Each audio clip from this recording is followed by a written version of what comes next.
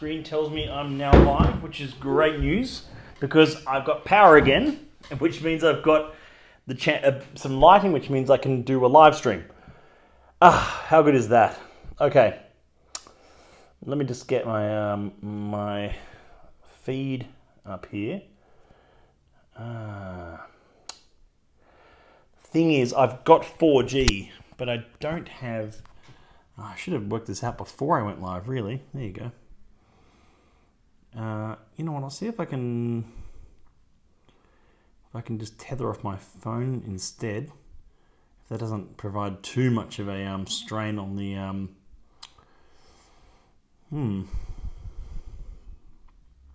Bear with me here. Talk amongst yourselves. I'm just working this out. Okay, that might work. So I'm going to tether off the 4G on my phone because I've only got 4G at the moment. Power's been restored, but internet not yet. So I'm going to see if I can tether off the phone here. If that doesn't provide too much of a strain on the stream. If it does, I guess we'll work that out the hard way. Okay, there we go. I can see it now. I can see it's working. I can see it's coming through nicely. Sable Scotch, Darren, good to see you. Sable Scotch, good to see you. Okay, we're live. I think a few people and more people have joined, but I can't see them because, like I said, I was technical glitch. Okay, so there's a couple of things I want to touch on tonight. One is a rather important question I was asked at an event just last week. My angle's a bit out, isn't it? The phone angle's a bit. If I try and move that, that's gonna fall over. So I'm hoping you can see me okay. There's a few questions, a few really important questions I got at some tastings.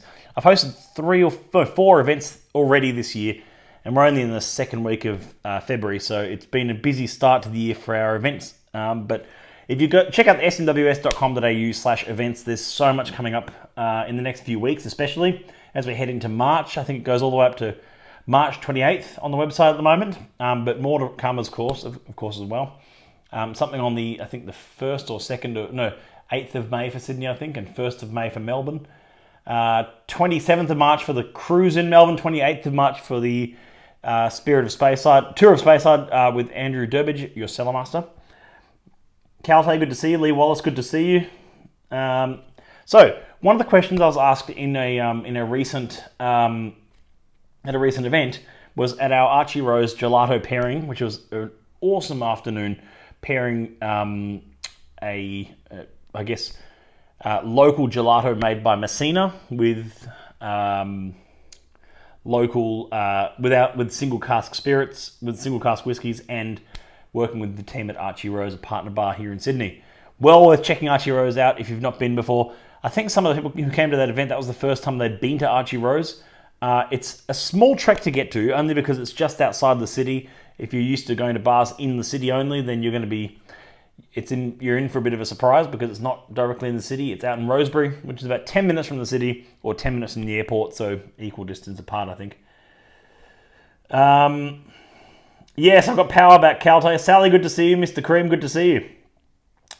Okay, so in May in Melbourne we're looking at Whiskey Brad, good to see you. So May in Melbourne, we're looking at, look, you can pencil it in your diary now for Melbourne, but don't pen it in just yet because there's still some details being ironed out.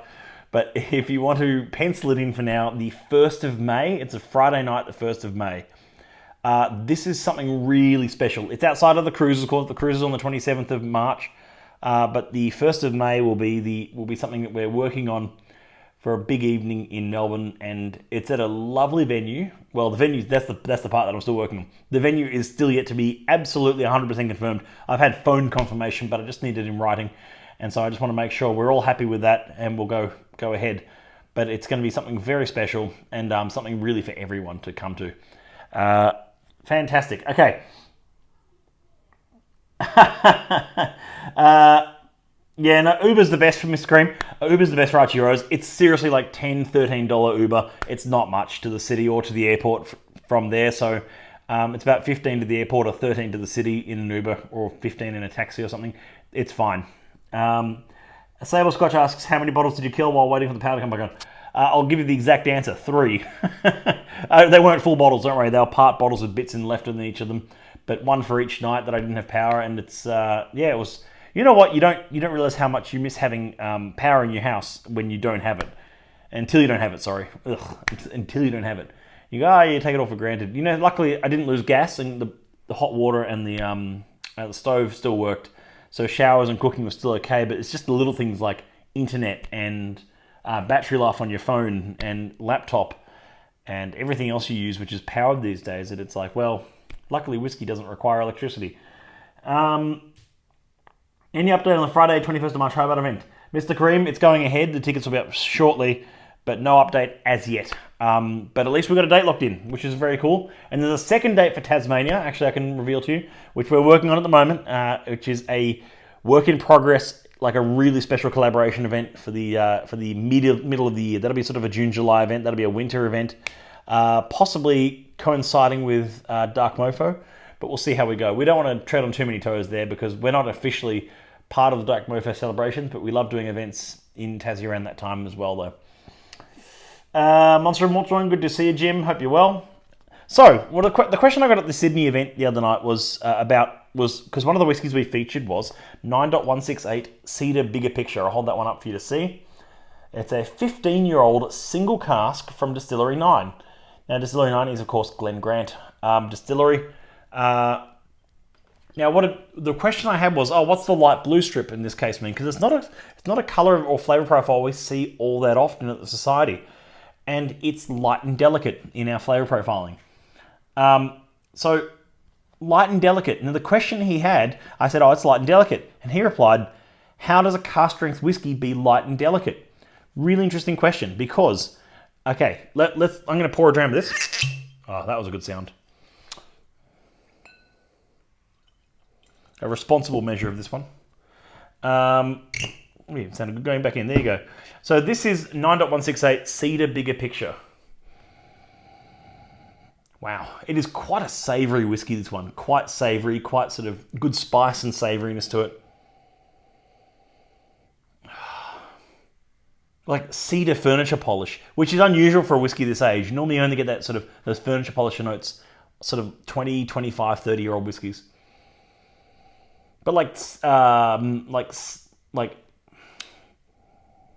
word for that? It's probably on the label. I'm probably thinking about it. Pink wafers. I talked about this one the other night. I did. I talked about this, and I'm covering old ground here. But eucalyptus is a good one. You know what? That eucalyptus note I often get on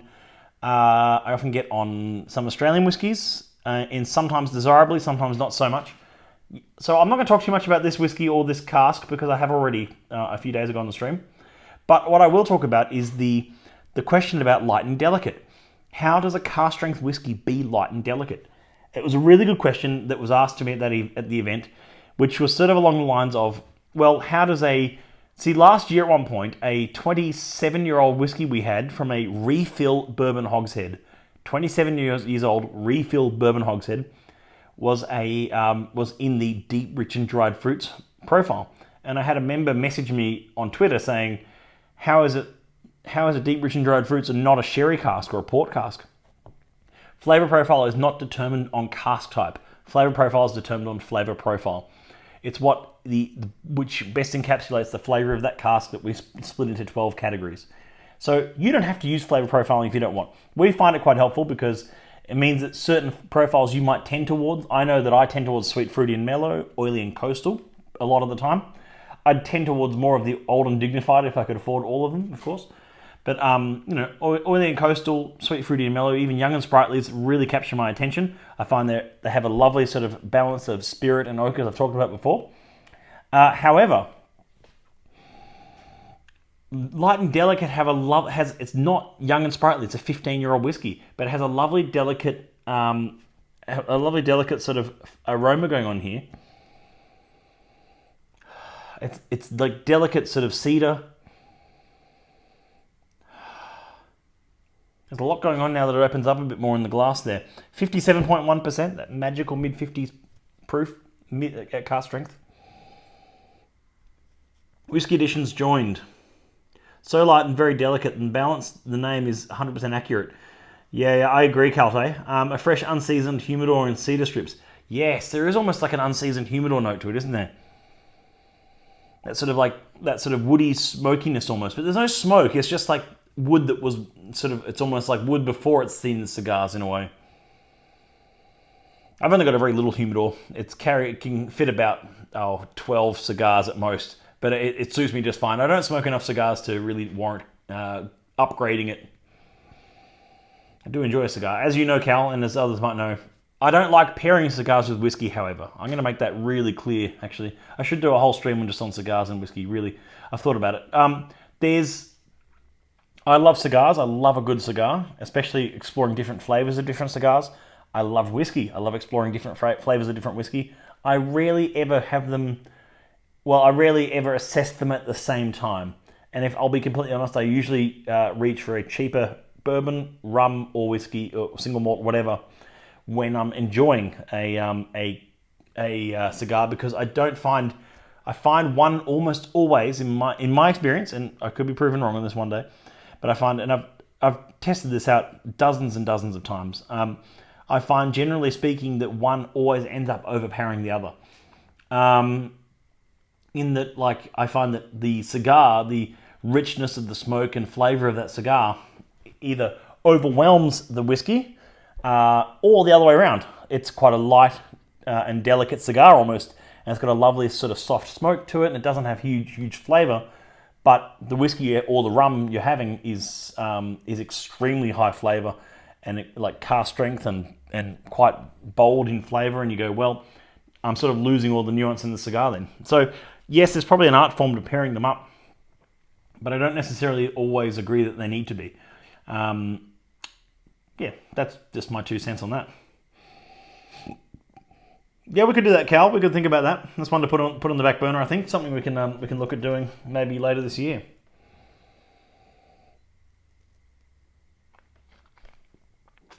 So the point I was trying to make to this gentleman who came to the Archie Rose event last weekend. Ooh, it's got a bit of heat. It's lovely. That's far bigger on the palate. It's still delicate though. It's a delicate whiskey. That's why I'm just going to tread carefully with adding water. Just a few drops there. It probably doesn't need it. I always say that, and then after I add a few drops, it's like, oh wow, that's really good. But I'm not doing a review of this whiskey so much. I'm just talking about how light and delicate is a flavor profile we don't see much of, and B, a flavor profile that is hugely underappreciated in my opinion. Now, the reason why I've got a second bottle on the table is not to do a second whiskey, but maybe some of you would have spotted the strip on the right on your screens there. This is a heavily peated whiskey. If you like, this would be the complete polar opposite of the See the Bigger Picture. I'll hold them up. This is 135.15, Back to the Future. An interesting cask because, again, there's that misconception that you often find amongst whiskey drinkers, especially those new to the society that think, oh, heavily peated, or lightly peated, but in this case, heavily peated. The strip's all the way out far to the right there, dark green strip. Some people would think that heavily peated has to come from Islay. It doesn't. We've got, in fact, in the last 6 months, we've had heavily peated and peated casks from the mainland, from England, and some even coming soon from other countries. But, you know, we get them from the mainland. You see some 66s, 135s, 108s that are all peated. They're fantastic. 16s. And you find that heavily peated whiskey doesn't mean it's from Islay. It's certainly a different style of peated whiskey as well. It's a mainland peat. It's a mainland Scotland peat, or in some cases, Indian peat or English peat, or wherever it's come from. And that lends itself to a different style of peated whiskey entirely, one that you might find you absolutely love. I was talking to a member in Canberra actually the other day who was saying that via Instagram, and they were saying that the 66s he thinks are the most underrated casks of the society because they are this brilliant, almost technically perfect, you could say. They are technically perfect peated whiskies. There's none of that sort of... the bogginess doesn't get in the way sometimes. It's not too iodine-y. They're just that lovely, rich, clean Highland smoke, which is, historically speaking, how a lot of whiskey in Scotland, most whiskey in Scotland, used to be made. Used to be made quite peated, and that's how whiskey was made in the mainland for a very, very long time. It wasn't until palates changed, marketing changed, the way whiskey drinkers enjoy whiskey changes over time, both short-term and long-term.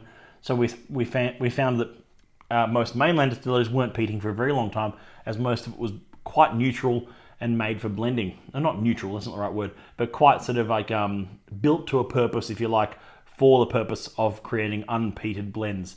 Which is even why today you don't see too many peated blends. You see a few here and there,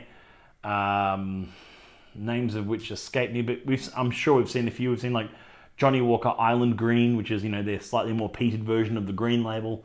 Johnny Walker Blue Ghost and Rare, which is a peated blue label, things like that, or Rare Ghost, or whatever they called it, whatever silly words they gave it. Look, my point is that there's a lot of those changes in peated whiskey versus unpeated have changed over time, and that's why it's good to see mainland peated whiskies every so often popping back up, especially if they're single cask strength panel approved whiskies.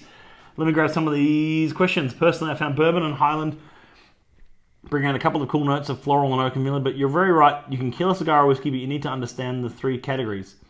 Yes, the categories are very important, and and understanding that balance between the spirit and cigar is very important.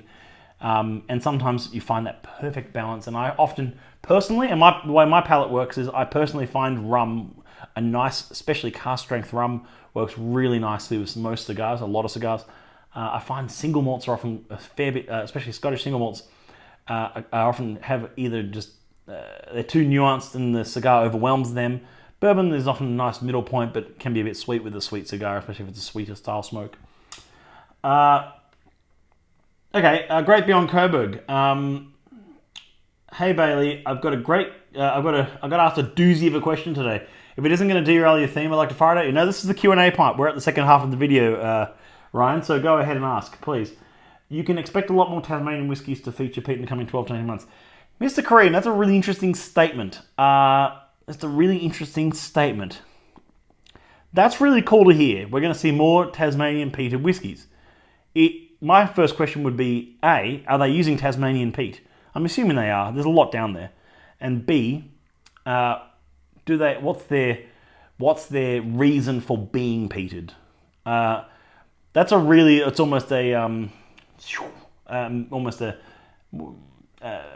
ethereal kind of question, isn't it? Sorry, I mean, it's like, what's the purpose for them being peated? Are they near a peat bog, these distilleries? Are they importing the peat? Why are they doing it peated? What's their reason for doing it peated?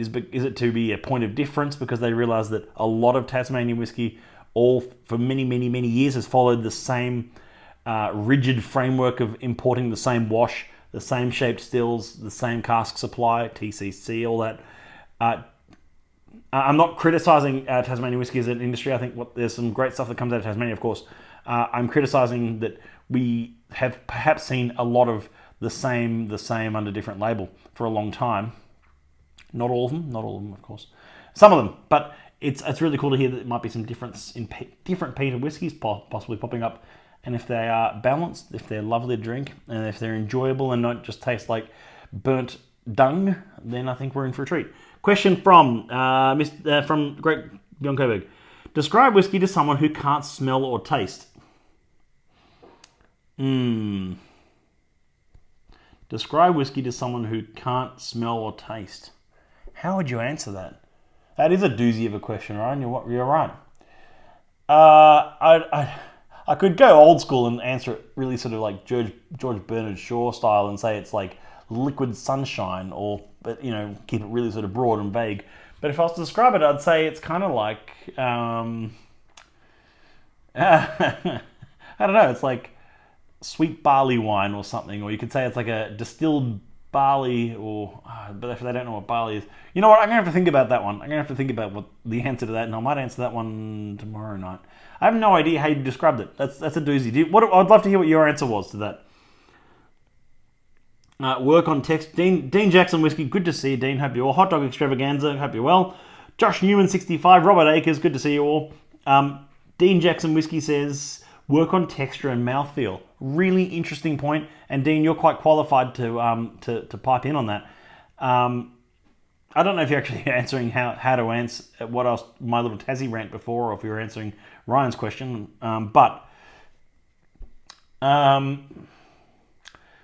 I think that's where a lot of Tasmanian distilleries could improve. Is on that sort of and thinking about the other balances in the spirit, other than just the fastest route to market. I know everyone's got to run a business. I know running a distillery is a labour of love, and I know you've got to make money out of it, and I understand that, and just like anything. But you just say there's a point where you say, well, to what cost are you is that speed of market and I guess to what cost is that replication of market as well? That's, I think, the biggest challenge. And of course, what Andrew's talked about before with on the podcast Living Proof about the price correction, if you like, the changes coming, already starting to be seen actually. I've started seeing some core range whiskies from both Tasmanian and mainland distilleries popping up at $99 and $129 again. You're sort of like, well, not again, well, again, but as in like popping up at, that, I think we've come out of that era of $300 to $400, sort of core range releases for most distilleries. Some buck the trend on that. Cal, I went on a bit of a rant, bit of a light rant if you like tonight, on a couple of little topics. But tonight I was merely just talking about light and delicate, and how a cask strength whiskey can be light and delicate, just as a cask strength whiskey can be heavily peated. They can be definitely sit apart from each other and sit very nicely with each other. Is it time to revisit minimum age of whiskey / legal cask size minimums? Ooh. Ryan. Okay, so that's a really interesting question that I want to delve into now, because we've got a little bit of time, and my 4G seems to be holding up all right. I think it's definitely time to revisit minimum age requirement. In Australia, the minimum age that you can age whiskey is 2 years. That you legally have to mature whiskey, the spirit. Sorry, you have to mature the spirit for 2 years for it to be legally called whiskey. 2 years and 1 minute, 2 years and 1 day, whatever. But it has to be 2 years old by ATO definitions to be called whiskey. That's the same the world over, except Scotland. Well, I'm not going to include America in that, because that's a different minefield entirely. But world over, for single malt, most countries adopt the 2 year minimum. However, Scotland adopt a 3 year minimum. Now, the two, I think we could do better. I think Scotland do better with this, and I think we can really jump into that game a bit further as an Australian industry. I think we should have 3 year minimums. However, I don't agree with you on minimum cask standards. The larger casks used in Scotland are a design of demand, not by law. And I think that's a really interesting distinction, because the bigger the cask you get in Scotland, the more spirit you can pack into it, the longer you can have it sit down, and then in most cases be turned into blended whiskey years down the track. However, in Scotland also there are some distilleries like Ardnamurchan, like Springbank, that use and have used Kildurkins, Rundlets, Octaves. So they're distilleries that are using tiny casks, but mostly for finishing and mostly for experimentation, and again, sort of speeding up the process a little bit. But of course, their climate doesn't cook the casks like it does down here a bit.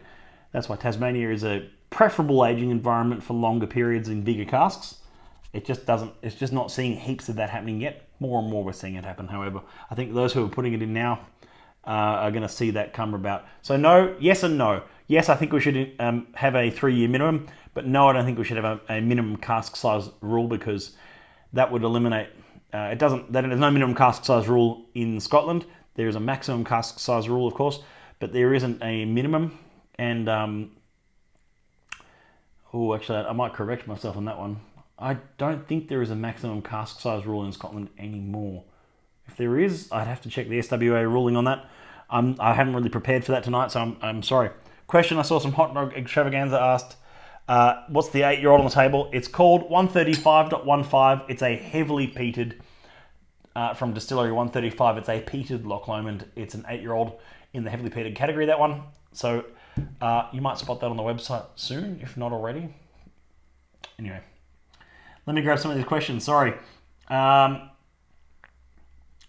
asks, would this price correct? Would the SMWS drop or raise the price? I understand it's two different kinds of fish 46 to cask strength. Was this price correct?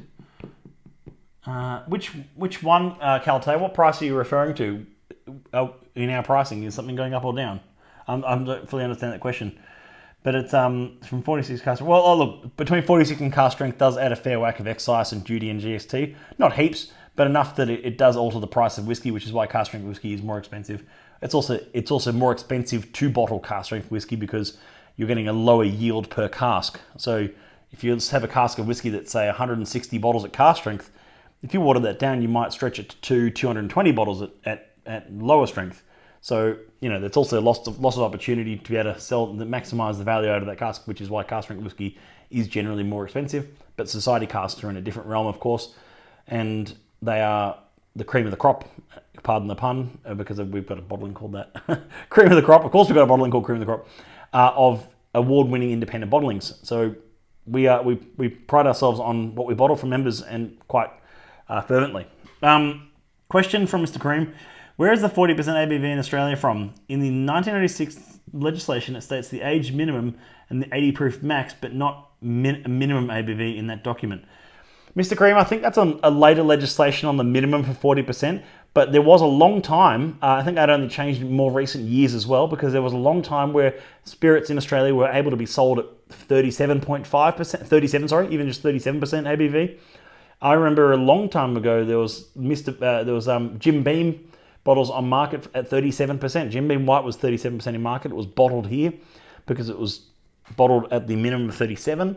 I don't know where when that changed. Market, that's something I'd have to properly research, but it sounds like you know more about it than I already do on that one. Whiskey Saurus, I'd be in favour of 3 years minimum. Me too. Ryan says, fuck it, go a 4-year minimum. Pardon the French, but yeah. You know what? Try a 4-year. Turn the world on its head. Calte, hot dog, heavily peated from the mainland, dearly departed. I believe Matt said that it was used for Johnny Walker peated collection. No, sorry. This one is not used in Johnny Walker blends at all. It is not part of the Diageo family. It's they were actually recently purchased by a different company, but they have been bouncing around independent ownership for a long time, and I think they're one of the most interesting distilleries in Scotland. I've talked about them before. Johnny Edwards, hi Matt, what are the ppm on gel you use per... the ppm on gel. The ppm in my hair gel. It's first of all, it's a hair pomade, a wax, not a gel. I wouldn't stoop that low, Johnny. Come on. JBW is 37.5. Also, would you be adverse to whiskey being bottled at 37.5? Johnny, you know what? I think there's a time and place for every sort of type of spirit, really. I mean, if you're able to bottle things like different liqueurs and things that you see it often 20%, 25% around there as well. Even some I've seen it, I think 16% in different cases. And then, of course, whiskey liqueurs and glavers and things like that. 30%, I think, glaver is bottled at, or Athol Bros is bottled at 25% or something. I don't know. I can't remember, but they're lovely. They're lovely. I think if it comes down to flavour and taste, and I often find a lot of single malt whiskey struggles in the sort of the ones I've tasted at 37 and 40 are kind of like, well, if they work at that proof, then they work at that proof, and they need to be, and they can be bottled as such. I'm not adverse to lower proof spirits. I know I work for SMWS, which is fervently cask strength, but cask strength, we've had cask strength whiskies before at 40%, 40.1, things like that. They are natural cask strength, of course, because they were, in this case, one case 48 years old and one was 46 years old or something. I'm not directly adverse to something being bottled at 37.5. I think it's a shame. But if it works, then it works. And if it fits a niche in the market that wants that, then by all means do it. Fireball's under 40. Yeah, lucky Robert. It's not whiskey, so that's okay. Yeah, actually no, Johnny. Okay, I'm talking about a whiskey being the best pronounced at 37.5. Actually, Johnny, I think if you're doing critical assessment of whiskey, I think it's best pronounced around 20%. And that's what I've tasted, different new make samples from different distilleries and even different cask samples along the way.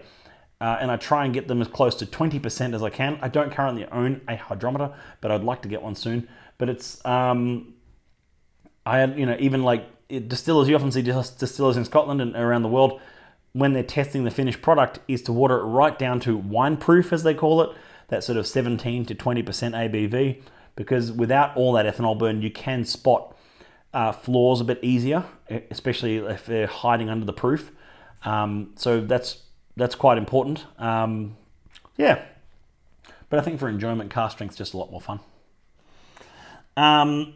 Yeah, I personally find 50 to 55 ABV to be the sweet spot. Sable Scotch, you read my mind. I'm a huge fan of cask strength whiskey, as you know. 50 to 55, even 55 to 58 is sort of that sweet spot of lovely cask strength whiskey. And that's when I see something in an outturn for me. If I see, and regardless of flavor profile in this case, I see something in an outturn that's between, say, 12 and 18 years of age, and it's in that sort of 53 to 57.5-ish kind of proof, ABV, sorry, I'm pretty much very tempted to get one, and I often do, because it's kind of like they're exciting, they've got a lot of character, they're not overly cask strength. Now, when I say overly cask strength, we've bottled some, okay, I've been asked this one at different tastings before, so I'll answer my own question here. What's the highest proof I've ever seen on a society bottle? And the answer, I think I don't want to get this wrong, but I think it was 82.8% natural cask strength. 82.8%. Now, it was a cask strength rum, and that was the second biggest one I think I saw was 74.8, which was the big Marmite XO rum as well. Some of those rums with the high sugar content, the proof absolutely goes mental in the cask, ends up at something like high 70s, low 80%. Those proofs are kind of mental, and they're just sort of like, they're not enjoyable at that proof. It's neat, so you add a fair dash of water to those. But once you've added a bit of water, you can have a lot of fun with it. You can really dig into them. Calte asks, any updates on the Battle Axe, Big Swell, or the other one? Or the other one, yeah. Well, look, Battle Axe and Big Swell are almost here. In fact, I think they just landed, so we've got some of those to go around very shortly. Actually, you know what's kind of cool? Big Swirl is a big sherry blended malt liver swirling whiskey. It's a really tasty drop. It's I think it's 10 years old. It's 50% ABV. If you like, you can call this the sequel to Exotic Cargo. And what's rather cool is that there's something like 383 bottles or 333 bottles worldwide of that. So it's not really that big a batch of a blend. And Australia's got, I think, just over a third. So we got, actually, I'm going to go with nearly half. We've got nearly half the allocation, which is exciting. Don't quote me on the numbers. It's something like 100 bottles. So maybe it's a third, closer to a third, but it's something like we're getting a lot coming in, which is great because members will be able to jump on, get one, maybe even get one later and weeks later, because it's like, it'll be at a really reasonable price, and it'll be a nice blended malt, something closer to something you'd happily tuck into daily rather than special occasions. And we don't like to treat society whiskey with special occasion. It's something we like to open, share around, and enjoy, which I do, which I know a lot of you do. Imagine if the latest Lark was in its sweet spot at 37.5 instead of 40. Yeah, I mean, I don't know, Johnny. I've not tasted that new one yet. I'm looking forward to it, though. I will be buying one the moment I see one, because I love supporting Lark, and I love what you guys do. So it's kind of like, I'm looking forward to it. Maybe, you know what? Maybe you tell me. You've probably got better access to a hydrometer than I do, Johnny. Add water it down to 37.5 and tell me what you think. Wow, paint by numbers, don't you? Yeah, sure. Okay. Mr. Kareem 33, above 70% ABV, whiskey illegal based on my reading of 1906, unless classified in another land. Yeah, I mean, I think it's above 70% is illegal in Scotch whiskey, but it's not in American bourbon, and it's not in, I don't think it is in Australian whiskey either, obviously. But yeah, I don't know, they're just too cooked, those proofs. Anyway, Johnny, I need to know more about this. Let's talk. Johnny, are you in Taiwan at the moment as well, or are you still traveling? You're such an intrepid traveler. All right. Well, I believe you, Johnny. Look, you know what? I think if it's good at 40, if it's good at 37.5, it's good wherever you enjoy it. Is if it works at that proof, is what I was saying. If it's a balanced and lovely spirit to enjoy at that proof, then drink it at that proof. You're in the Philippines. What a legend. Bet you've got better internet than I do here in Sydney right now because of all the storms. Gaucho, you just hit the tail end of the stream, but you can always catch this stream on the stories in Instagram here, or maybe on IGTV as well, whatever takes your fancy. Or you can watch this on YouTube later, of course, or whenever you feel like. Please subscribe to our YouTube channel. I don't like to plead for things, but please do, because it's a really great channel. It's a way for us to build up some great video library content, which is local as well for members, and then learn a few things along the way. It's good fun. Hit the subscribe button, and I'll see you all tomorrow night. Cheers.